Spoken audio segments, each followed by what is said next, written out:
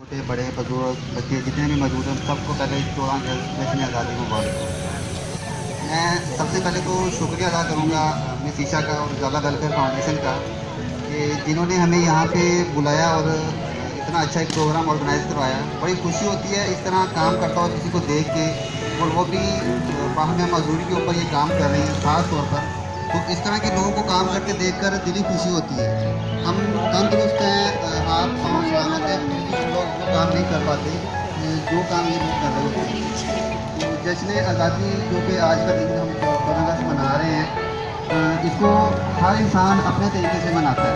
कोई झंडियाँ लगाता है, कोई घर से जाता है, कोई फेस पेंट करवाता है, कोई किस तरह मनाता है। ये सारी चीज़ें अपनी जगह पे बिल्कुल ठीक है। इसके पीछे अगर हम देखें तो जो आज़ादी हमें 14 अगस्त 1947 को मिली थी, जिसके बाद हम एक आज़ाद मुल्क तस्वर किए जाते हैं पाकिस्तान में। इससे हमारे बुजुर्ग बड़े जो कि जिन्होंने ये मुल्क हासिल करने में अपनी कोशिशें की, जिनमें काजी आज़म मोहम्मद अली जिन्ना, सैयद अहमद खान और डॉक्टर गुलाम मोहम्मद इकबाल, इनकी अनथक मेहनतों के बाद ये मुल्क पाकिस्तान, जिसमें हम आज एक आज़ाद रियासत